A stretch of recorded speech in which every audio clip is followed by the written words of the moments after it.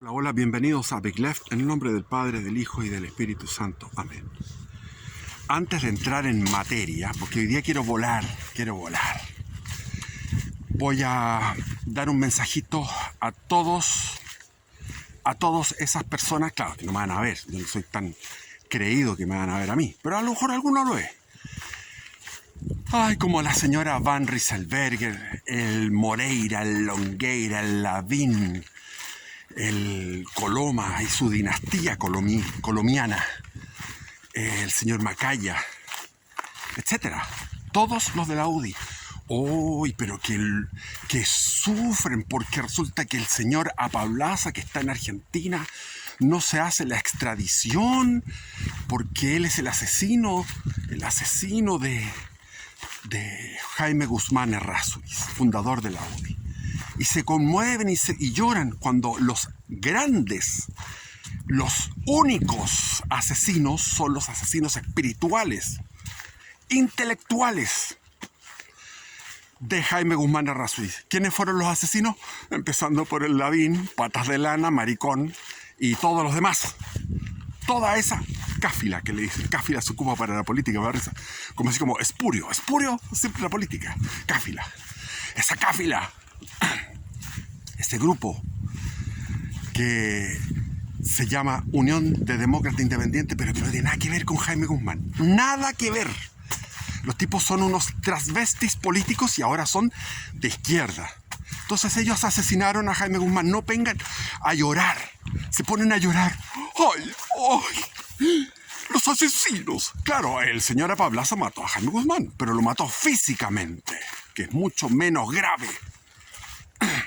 Y hay otro que está ahí, se me olvidó el nombre, en Francia, que fue a ver el señor Boric, lo fue a visitar, que está refugiado en Francia. Porque Francia es así, es chueca, igual que los americanos. Los franceses son chuecos, porque tienen un deep state, tienen un estado profundo. ¿Cómo se llama? La profundité de l'État, no sé cómo se dirá. Pero yo estuve en París, lo he contado en otros videos, y en esa época estaba François Mitterrand, y el encargado del Ministerio de Relaciones Exteriores, el encargado para los asuntos latinoamericanos, era nada más y nada menos que Régis Debray, que estaba en ese momento siendo amante de Carmen Castillo. Y Carmen Castillo era la amante viuda de Miguel Enríquez, secretario general del MIR, muerto en acción, muerto en combate el 5 de octubre de 1974 contra el teniente Krasnov. Y había estado casada con Andrés Pascal Allende, que era el jefe del MIR en la clandestinidad en aquellos tiempos. Y yo estuve en la casa de Carmen Castillo, bla, bla, bla, bla, bla, bla, lo he contado en otras veces. Pero eso es un paréntesis. Que no vengan a lloriquear los de la UDI, porque son ahora de izquierda. No se denombren como derecha, porque no son. Jaime Guzmán tuvo errores, claro. El error me lo mostró mi hijo con mucha lucidez. Me dijo, no puede haber una despolitización de los gremios o de los organismos intermedios. No puede haber una cosa como lo apolítico. Entonces, en ese sentido, el gremialismo era un error. Porque tú no puedes tener algo apolítico, algo neutro. Se te meten los comunistas. Y tú entonces en los colegios igual. Los colegios se te meten. En la universidad se te meten. ¿Qué tienes que hacer? Combatirlos con argumentos ideológicamente que combatirlos.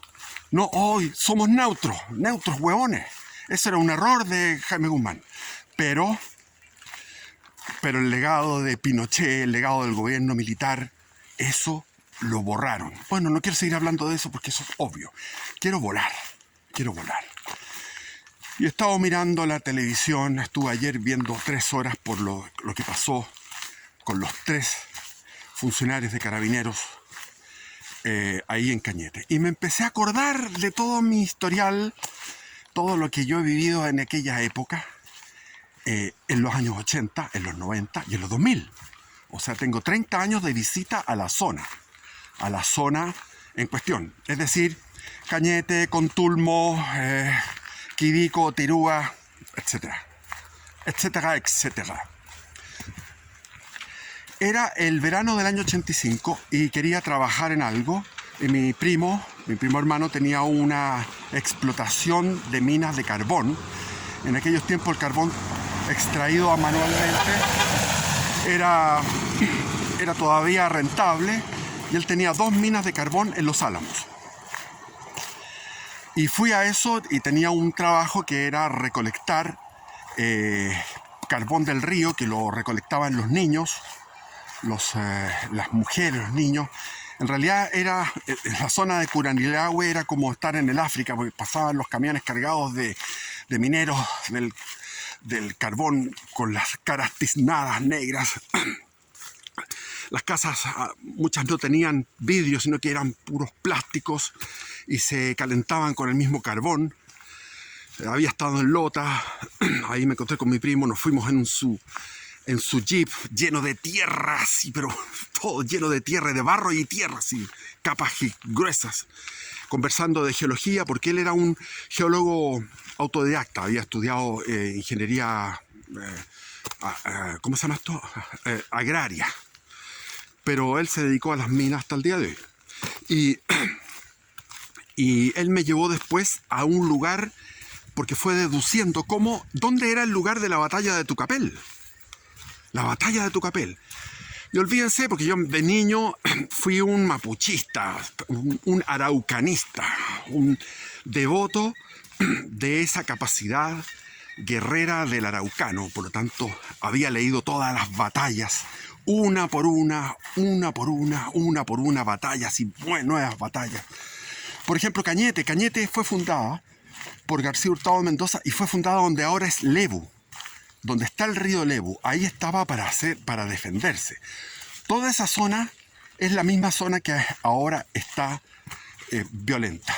Es decir, en los primeros tiempos, Pedro de Valdivia fundó distintas ciudades, llegó a Valdivia y cuando llegó a Valdivia fundó Valdivia, se fue hacia el lago Ranco. Cuando llegó al lago Ranco le vinieron a avisar de que había una insurrección. ¿Dónde era la insurrección? En Tucapel. Cuando llegamos con mi primo a Tucapel, él llegó ahí por el oro. Dijo, aquí había un lavadero de oro. Llegamos a Tucapel. Un silencio, un viento, una cosa emocionante. Estar donde había sido vencido por primera vez en forma absoluta, porque los 60 jinetes y todos los indios auxiliares, que se calcula que pueden haber sido unos 800 indios auxiliares, fueron masacrados por las huestes de los lafkenches, de los de la costa, al mando de Lautaro.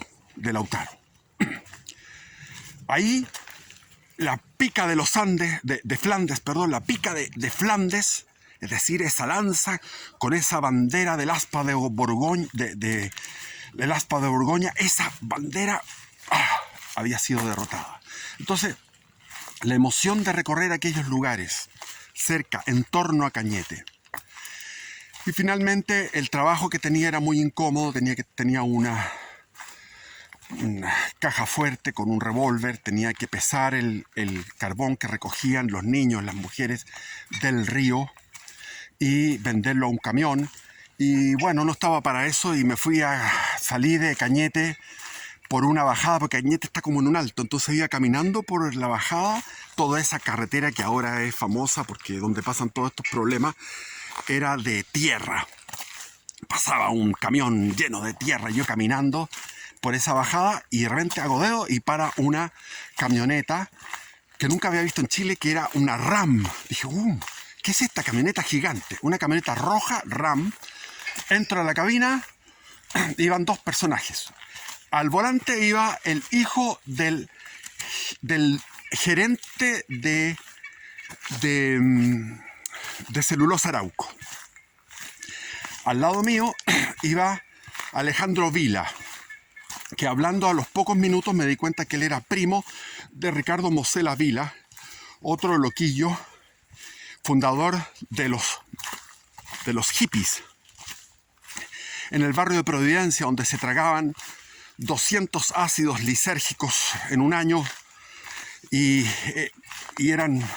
caían presos ellos por esos excesos y por el tráfico inicial de drogas que había en Chile en lo que se llamaba el drugstore, que era una zona de los cuicos, que es donde está Lyon con Providencia, y estaba el Copelia, que era de un mirista. Bueno, a propósito de mirista, Alejandro Vila, que después se dedicó a la escultura porque el papá le dejó una fortuna en el centro de Concepción y tiene una especie de una tienda de automóviles, y él hacia adentro tiene su casa y se tiraba en la hamaca, se fumaba sus pitos de marihuana, y la hija le preguntaba a la mamá: ¿qué está haciendo el papá? La mamá le decía: no, está pensando.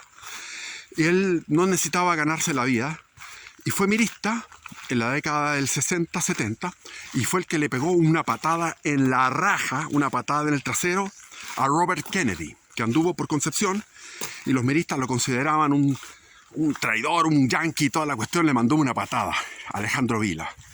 Y estaban fumando marihuana, una muy buena marihuana, y estaba todo pasado. Me convidaron, me volé, y le dije: ¿para dónde van? Vamos a la hostería Nanalhue. Llegamos a la hostería Nanalhue, nos sentamos mirando el lago, pidieron tragos. Yo le dije: ando sin plata. No te preocupes, te invitamos, qué sé yo. Y ahí conversamos, estuvimos todo el día juntos, y finalmente ellos volvieron a Concepción y yo me quedé en Contulmo. Y me metí en un bosque nativo que estaba a orillas del lago Nanalhue, tan hermoso. Empecé a mirar las ramas de los árboles. Era un renoval de guayes, y miraba los árboles, como estos árboles, miraba, y mientras el sol se iba poniendo, parecía un caleidoscopio lleno de diferentes colores, y se iban mezclando entre sí, porque además me habían dejado un pitón, y me había fumado el pitón y estaba feliz, y dormí en la noche en ese bosque a orillas del lago. Eso después desapareció. Llegaron las forestales. Yo había hecho unos viajes mágicos por la Araucanía en unos trenes a fuerza de vapor, trenes de vapor con 2 vagones, que se subía la gente en Angol, por ejemplo, se subían a vender, qué sé yo, tortillas de rescoldo, mirando toda la belleza de la Araucanía llena de flores, de árboles distintos, hasta que llegaron las forestales. Las forestales deshumanizaron todo. No digo que sean malas, digo que fueron excesivas. Hubo un exceso. Las forestales fue un exceso. Un exceso. Ese es el punto. Debería haberse resguardado algunos territorios con bosque nativo, con algo... la belleza. Necesitamos belleza, los seres humanos. Así como decía San Agustín, tú nos hiciste para ti, Señor. A nuestro corazón le diste un hambre infinita, un hambre de infinito, un hambre de eternidad, un hambre de absoluto, de infinita bondad. Uno desea la infinita belleza, y Chile es infinitamente bello. Entonces lo que se produjo en ese momento con la expansión de las forestales fue la destrucción de la belleza. En Los Álamos está así. Cuando uno va a Los Álamos, el rendimiento de los forestales es un tronco al lado de otro, la muerte, como le llamaban los ecologistas, el desierto verde. El desierto verde, porque uno pasaba de un territorio, de un terreno de bosque nativo, donde hay una diversidad de pájaros, de distintas plantas, de sotobosque, de matorrales, de arbustos, las hormigas, todo lleno de vida, los changles, los digüeñes, y tú pasas al otro lado donde está el bosque industrial y no hay nada, solamente bosque industrial. Bueno, de ahí quería conocer un lugar estratégico que lo miraba yo por el mapa, que es Yeuyeu. Entonces llegué al lago Yeuyeu, subiendo por una colina había una comunidad mapuche. Llegué donde el hombre que me atendió, que era un tipo de edad, de haber tenido unos 60, 70 años en esa época. y me enseñó el Mapudungún, pero yo empecé como a decepcionarme de los araucanos porque veía que la casa era una casa típica de clase pobre chilena, descuidada, tarros de jureles abiertos, botados, botellas, qué sé yo, ese caos repugnante de la casa de la gente más pobre, que no sé por qué son así. Cuando hace una cosa simplemente de ponerse las pilas, en una mañana tú arreglas eso. Y desde ahí se podía ver el lago Yeuyeu y se podía ver el océano y la playa de Quirico. Entonces la playa de Quirico infinita, maravillosa, y el lago. Entonces este hombre esta comunidad tenía un punto estratégico desde el punto de vista paisajístico. El lago Yeuyeu y el mar. Y ahí me quedé con ellos aprendiendo Mapudungún, que se me olvidó obviamente, porque es muy difícil, y haciendo asado, se mató un cordero y hicimos un asado. Y de ahí llegué a Tirúa. Maravilloso Tirúa, pero terrorífico, ¿ah? Tirúa terrorífico. ¿Por qué? Llegué de noche, me fui a una pensión para alojar. La pensión no tenía ventanas, o sea, tenía ventanas pero no se podían abrir. Por lo tanto, el olor que había era espantoso. Salí a la playa y me encuentro con un araucano ebrio, completamente como en una especie de éxtasis, como tragado por la naturaleza, tragado por ese mar inmenso, por la isla Mocha que se ve al frente. En medio de la oscuridad se ve la isla Mocha y las olas van golpeando fosforescentemente y brillan en escalonamientos en esa playa, en la playa de Tirúa. Y todo para mí era melancolía, ese de que uno puede navegar con la mente y cruza la isla Mocha y sigue hacia el oeste, viajando como un superjet, y va avanzando y ve puro mar y viento y mar y viento y mar y viento y mar y viento, y llega al otro lado del globo, a la isla de Tasmania, y sigue el mar y el viento a través del océano Índico y llega atrás a Puerto Deseado, en Argentina, en la Patagonia Argentina. O sea, Argentina y Chile estamos en una soledad en este planeta. Si uno pudiera viajar desde la Antártica y mirar con una nave desde ahí, vería esa punta, ese final del gran continente americano. Ahí está ese final con la isla de Tierra del Fuego. Entonces le viene a uno un estar subsumido en una situación cósmica tremenda. Pero además de la cosa geográfica y cósmica, está la cosa histórica. Porque en ese lugar, lo que se llama actualmente, los carabineros le llaman la línea Ho Chi Minh, Curarrehue, ¿cómo se llama? Carelmapu, o sea, Temucuicui, ¿no es cierto? Ercilla, Victoria, Coyipulli, después Traiguén, pero en la costa está Huentelolén, donde fue el problema ahora de los carabineros. Hay una comunidad que se llama Huentelolén, que es la Temucuicui de la costa, y no sé por qué no se dice. Me parece muy extraño. Estuve en Huentelolén y pasé nuevamente después en el año cuando había pasado recién el problema con Catrillanca, en el segundo gobierno de Piñera. Yo estaba trabajando en Santiago y tomé vacaciones y fui a comprar una tierra en esa zona. Y me ofrecieron en Huentelolén, me ofrecieron una tierra ahí. Fui a mirarla y me emocioné porque mi tierra daba al río Paicabí.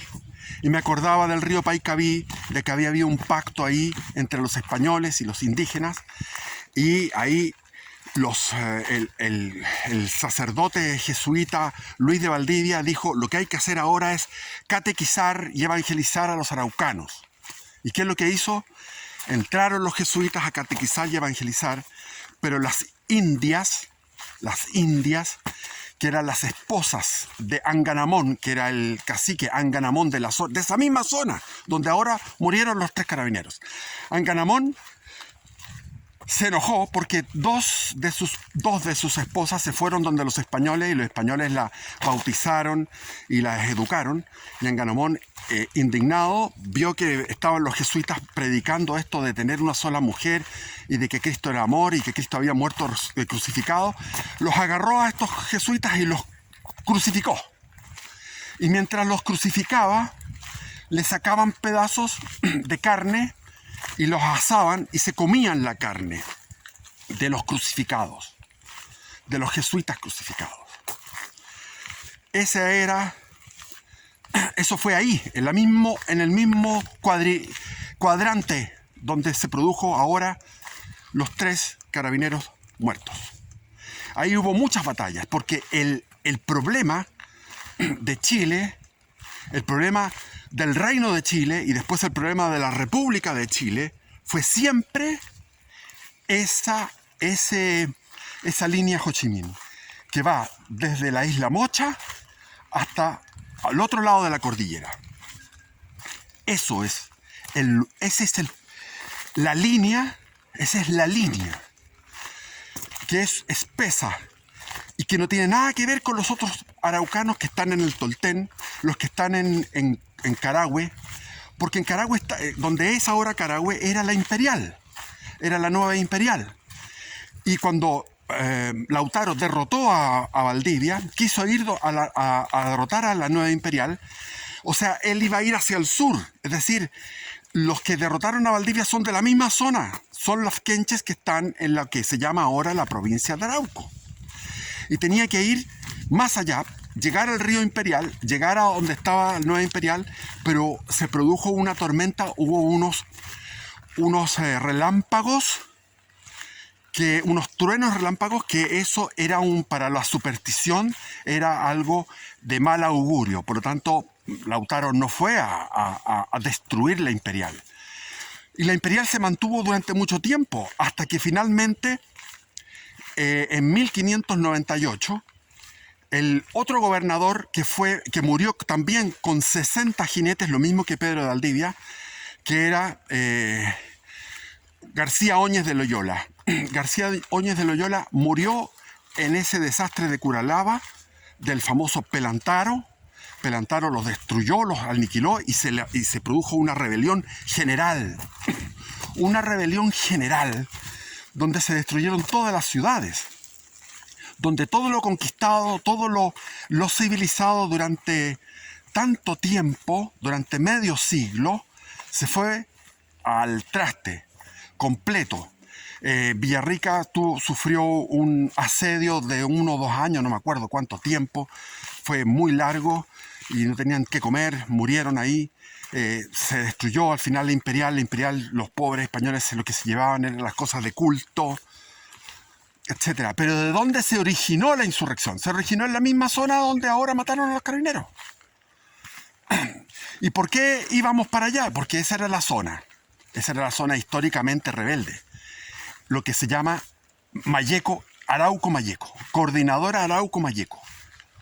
Ahora, no digo que todo sea araucano, obviamente que hay un destino manifiesto del pueblo en un porcentaje que no sé cuánto será del pueblo araucano, que quiere la guerra eterna, que ama la guerra eterna y que se rebela contra el cristianismo, que se rebela contra Dios, que son rebeldes contra la verdad, contra el bien. Y se le han unido, obviamente, gente como las FARC, como qué sé yo qué, porque yo no soy conocedor de esa realidad profunda. Pero a mi entender hay gente que no es étnicamente araucana y que está metida ahí también. Pero me hace sentido que sea esa misma línea de tribus, de las antiguas tribus. Son los descendientes de esas antiguas tribus los que están en esta política. Yo estoy hablando de un porcentaje, puede ser un 10% de toda la gente que desciende de esas antiguas tribus. Un 10%. Porque para tener una guerrilla necesitas tener ayudistas, necesitas tener respaldo popular. Y tienes que tener un respaldo popular. Y eso lo tienen. Ahora, cuando estuve en Huentelolén, me impresionó. Los tipos tienen agua infinita, porque la traen de la cordillera de Nahuelbuta, agua infinita. Estaban los gallos sin hacer nada, con unas camionetas 4x4 estupendas, frente a un colegio que les puso el Estado de Chile, un colegio nuevo, precioso. Y los tipos estaban conversando en un día de sol estupendamente.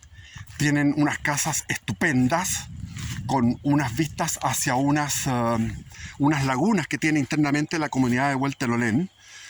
Y después tú desciendes por el río Paikaví, a la desembocadura del Paikaví está el mar, que es parte de todo eso, es de la comunidad de Huentelolén. Es decir, son privilegiados. Ellos conversaban ahí de que lo que hacen es tomar fondos, los explotan, los venden, los arriendan y de eso viven, sin trabajar, porque no estaban trabajando, era un día de trabajo normal. Yo, como les digo, andaba de vacaciones tratando de comprar un terreno, me ofrecían un terreno de 4 hectáreas, pero finalmente dije, es una locura comprar aquí, porque van a esperar a que yo construya, que haga todos los adelantos para que me echen después. Entonces finalmente me fui a Chiloé, ese mismo viaje. Llegué a Chiloé y me compré un terreno en Chiloé, después lo vendí, el terreno de Chiloé lo vendí. Entonces, es la misma gente que se interpuso contra el coronel Cornelio Saavedra y contra el coronel Urrutia en la época de la pacificación de la Araucanía. Y si uno va por ahí dice, bueno, Carrampangue, Laraquete, todos los lugares tienen un eco de enfrentamientos, de batallas entre la caballería chilena y la caballería araucana en el siglo XIX. Y si uno va para atrás, lo que había sido aquello en los 120 años seguidos de guerra, hasta el pacto de Quilín. Pero si uno va, por ejemplo, a Arauco, ahí estaba el fuerte de Arauco. ¿Quién dominaba ahí en Arauco? Era en los tiempos de los españoles, en los tiempos de la primera etapa, que fue desde de Valdivia hasta el desastre de Curalao, o sea, sus 50 años, estaba el cacique Colo Colo, que le hacía la pata a los españoles y se hacía el español. O sea, se hacía el buena onda y después, cuando podía hacerlo, en una insurrección de las tantas que había, se tiraba a hacer una guerra tremenda, súper sucia la guerra que se hacía. Por ejemplo, los españoles no podían ir a tomar el agua. Cuando estaban cercados en el fuerte de Arauco, le tiraban todos los cadáveres al arroyuelo que estaba cerca del fuerte. Los españoles se secó el pozo, tenían que ir a tomar esa agua. Por necesidad tomaban esa agua llena de putrefacción. Después los españoles tuvieron que sacar a los indios amigos le rogaban, pero decían, no podemos tenerlos a ustedes tampoco aquí. Los indios amigos los sacaron del fuerte, los exterminaron, se los comían, porque eran caníbales, se comían los corazones. Idealmente que estuviera palpitando, pero no sé cómo lo hacían. Médicamente no sé cómo lo hacían. Entonces, esta cosa del mapuchismo fue una cosa romántica, donde, por ejemplo, estaba Gastón Sublet, profesor de la Universidad Católica, Gastón Sublet, profesor de estética, profesor de filosofía oriental, que ensalzaba esta cosa de los araucanos que querían tener un hombre, un cona, un guerrero que fuera tan despierto, tan con una conciencia, como una especie de Bushido, como un japonés, muy similar, pero al mismo tiempo eran demoníacos. Por ejemplo, en la isla Mocha había 2 tribus que se agarraban, la del norte y la del sur, se mataban entre ellos, y cuando llegaron